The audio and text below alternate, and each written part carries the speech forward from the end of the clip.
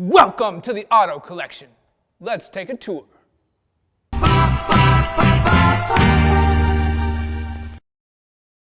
right, come on, let's go. So this video is going to be me telling you basically about all of my cars, the story behind them, and then giving you a little preview of what to expect in the videos that you'll see about them. So let's go ahead and start back here in the corner with this first white car.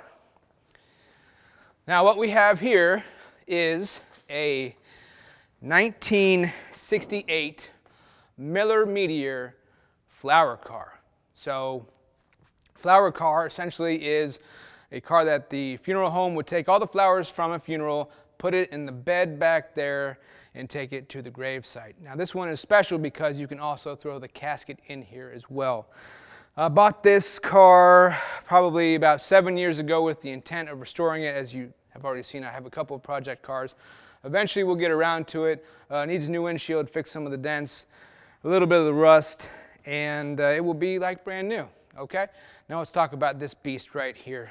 So this is my second 1959 Miller Meteor Futura Duplex. I found this car through a friend who referred it to me last summer, 2020, and I picked it up because unfortunately he was not able to restore it. He didn't have the capabilities or the space. So I picked it up, and the plan is to restore it. I have not decided yet whether or not I want to turn this into an Ecto-1A or restore it as stock. I'm sure many of you will say in the comments, please keep it stock. We already have enough Ectomobiles as is out of the 59. So that's the segue into this. My 1959 Miller Meteor Futura Duplex Ecto-1 replica. The story behind this car is I looked for a Miller Meteor for 8 years, and then I gave up. I said, I'm not going to find the car, and then 6 months later, I find this on accident. I found it on accident because I was looking for another car listing, and this popped up.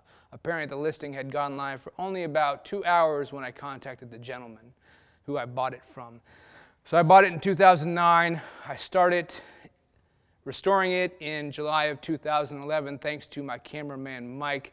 He was the impetus for getting it ready. Its first show was in November of 2011. So from July to November 2011, this car went from a bare body to what you see here, where Ernie Hudson, Slavitza Jovan, Robin Shelby, and William Atherton all appeared at a comic book convention. They signed the dash, and it was a wonderful first outing for the car. You've already seen many videos of it, but rest assured there will be more to come. All right, let's keep on coming back. So what we have here is a 1964 VW Karmann Ghia that the previous owner one night decided to chop the top off of to make it a roadster. My parents bought this car in 1992 with the intent of making it a custom show car. We started doing some of the body work, but life and other projects got in the way. We're looking to get back into this probably, I'd say, in the next 2 or so years. The plan is to make it a full custom show car and take it across the country and show it at the major auto events. All right, so let's move on to this nice red car here. This is a 1971 Volkswagen Squareback. The original owner of this car was my great-grandfather, so my father's maternal grandfather. He purchased this in 1971, drove it until his death in 1980, and then gave it to his son. And upon his passing in 2004, it was willed to my father and myself. Needs paint, needs an engine rebuild, but other than that, it's a pretty solid car, and there's not much done to it. Okay? Now, what you see of these posts here, I'm getting ready to set up my 4-post lift so I can make more space in the garage for more projects eventually that you'll see on the channel, so stay tuned for that. But what we have here is a 1969 Mercury Cougar. I bought this car Labor Day 2004 because I wanted to recreate the car that my dad had when he was younger. He had a 1969 Mercury Cougar Eliminator with a 428 cubic inch Super Cobra jet engine. So the goal with this car was to make it a tribute car, but I wound up finding that exact car. We'll talk about that in a moment. And since then, this car has essentially become more of a derelict parts car with potential for a very top secret future project depending on the finances for the project there. Okay, let's talk about this other white car next to us. This car is a 1965 Ford Galaxie 500. This is the first car I purchased with my own money. I purchased it my senior year of high school. I drove it for about 2 months, and then the brakes went out on me, which was kind of the blessing in disguise, because as we learned, the driver's side frame rail was completely rotted out. So my dad and I did a complete body off frame restoration. We rebuilt the engine and everything, and then we got to the paint needs. The interior is perfect, by the way, but I'll make a video about this later. We got to the paint and kind of put it on hold. So I would say in the next year or so, I expect that this car is going to go into the body shop to get a new paint job, and we'll be driving soon, okay? So let's kind of transition over here. This is my 2012 Cadillac CTS-V Sport Wagon.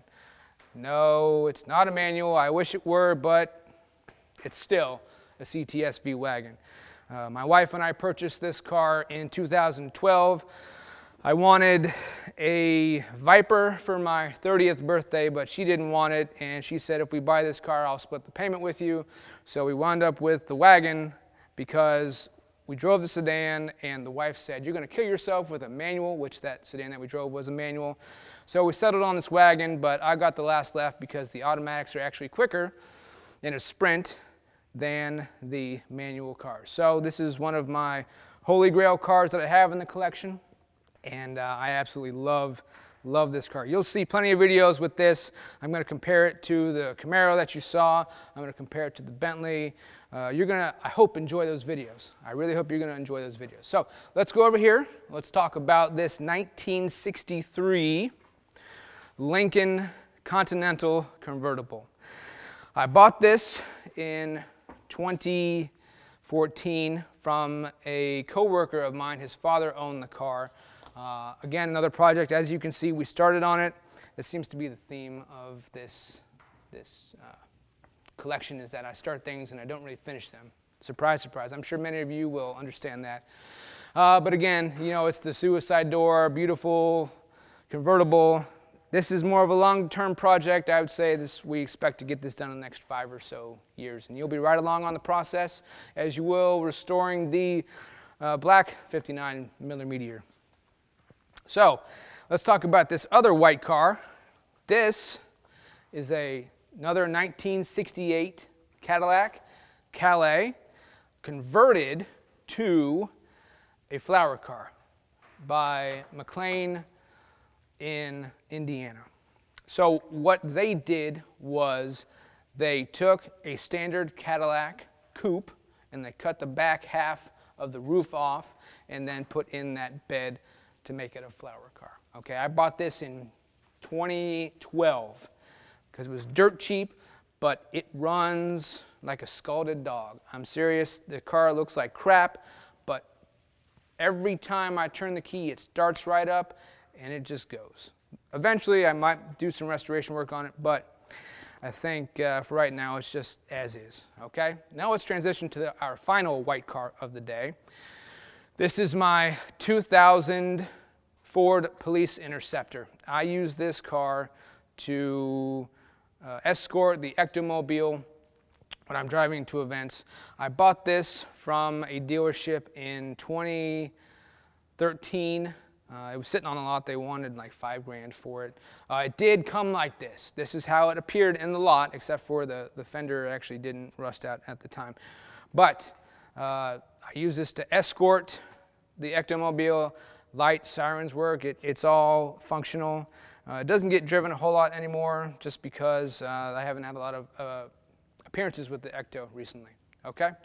So let's continue on, and we're going to talk about this purple car right here, okay? This is my 1970 Plymouth Road Runner. It's got a 383 and a 4-speed transmission, manual, of course. I bought this in 2014 from my high school band teacher. He was retiring, and he offered me the car, and I absolutely jumped at the chance because I remember when he bought this car in 1999. I was very excited for him because he talked about it for a long time, and when he got it, I was super happy for him, and then when he offered me the this I was just over the moon. So I am holding on to this car for dear life. It is absolutely a hoot to drive just because this is muscle car right here. Yes, it's the Plymouth. It's not a Dodge Charger, but it is essentially the same car, and I can tell you this car is super, super fun to drive. All right, let's talk about the red car now. 2013 Camaro ZL1. I bought this car brand new in 2015. It had sat on the lot for 2 years as a new car.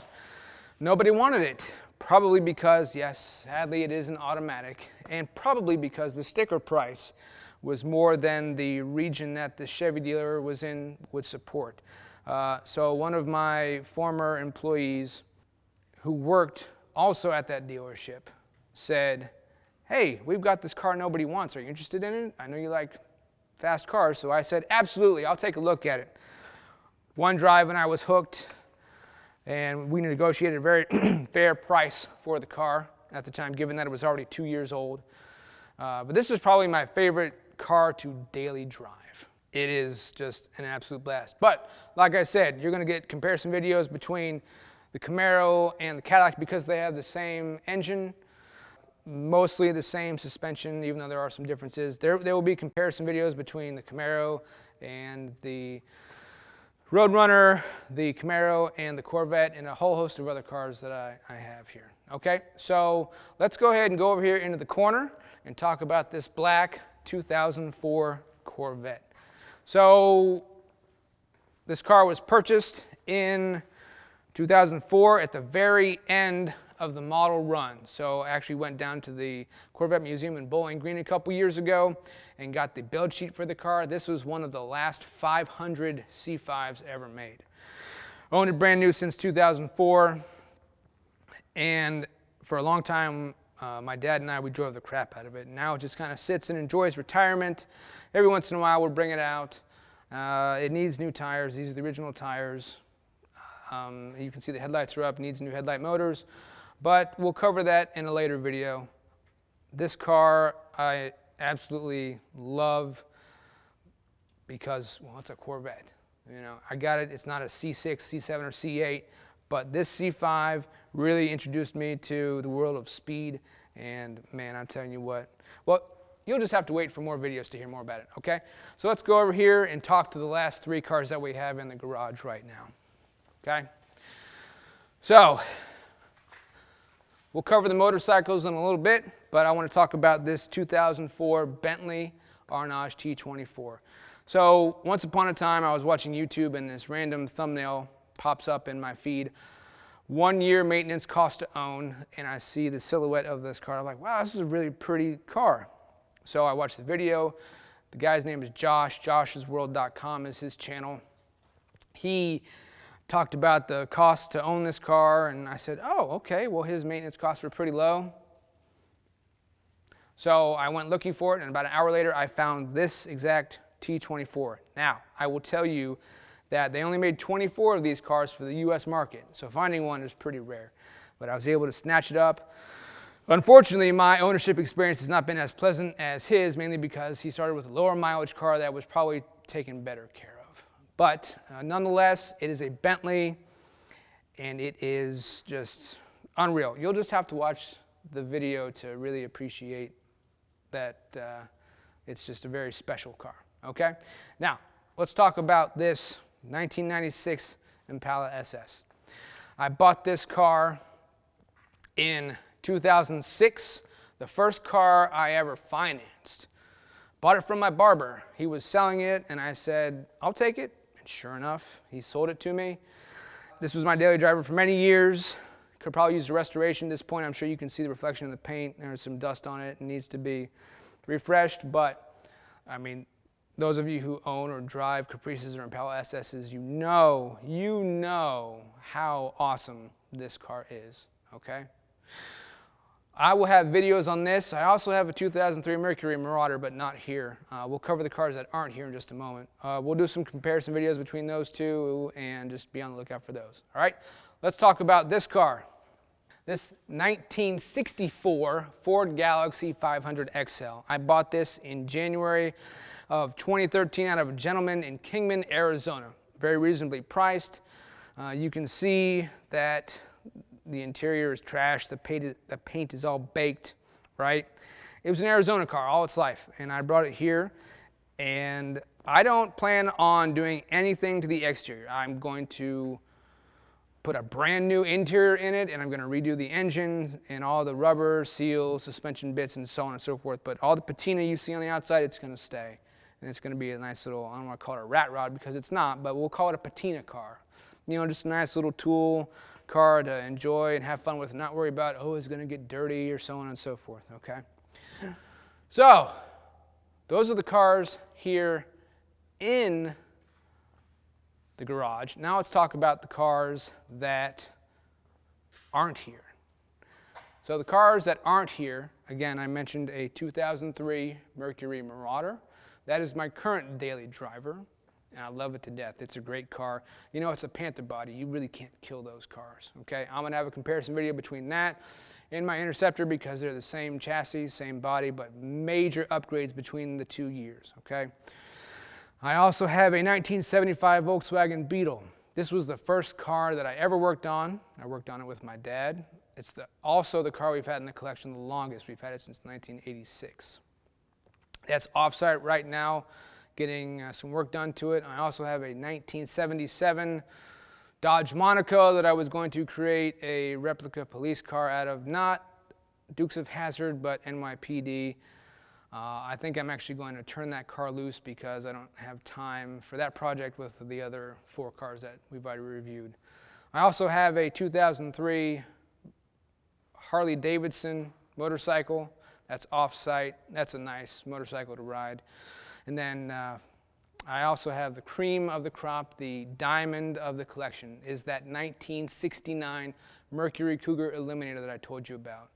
I'll save the story for another video because we're getting long here, but long story short, my dad owned the car originally in '69, sold it in '72. I found it in 2006, bought it in 2007, and ever since then we've been going through a nut and bolt restoration that is finally reaching the end. So once that car is done, you bet there's going to be a ton of videos on that. So let's wrap it up with the motorcycles over here, and you'll enjoy these. Okay, so what we have over here, we'll start with this red one, is a Honda 250 CBR. It's the wife's. She hasn't ridden it in a long time, as you can probably see by the 30-day tag. Probably going to be selling that soon.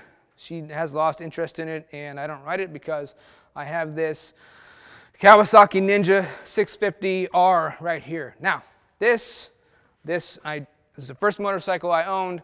I like it. It's nice, but I'm probably going to sell it, honestly. So if you're interested, hit me up in the comments. Let me know, and maybe we can work something out. But you know, it starts. It runs good. I've ridden it, maintained it. So, but it's not really my cup of tea anymore. The Harley is more comfortable. As I get older, the sport bike is not so much. Finally, this Honda Passport right here. This is my dad's. He bought this many years ago, and he just rides the crap out of it. It's just a little scooter that he enjoys, and you know, good for him. I think it's kind of funky looking, but hey, it is what it is, right? Okay, so that's a quick tour of the auto collection. I hope you've enjoyed this tour. Look forward to sending you many videos, and I really hope you enjoy the content that I'm going to put out in the future. Thanks, and we'll catch you later. I totally forgot about one more car. 2003 Ford Mustang Cobra convertible. Bought that New Year's Day 2009 with my then girlfriend, now wife. It's got a completely custom motor. You'll see in the video, but it's all black. You're going to love the videos I'm going to have with that one, comparisons of the Camaro, the Cadillac, probably even the Road Runner and the Corvette too. Just wait for those. They're going to be awesome. I promise you're going to love it. We'll see you.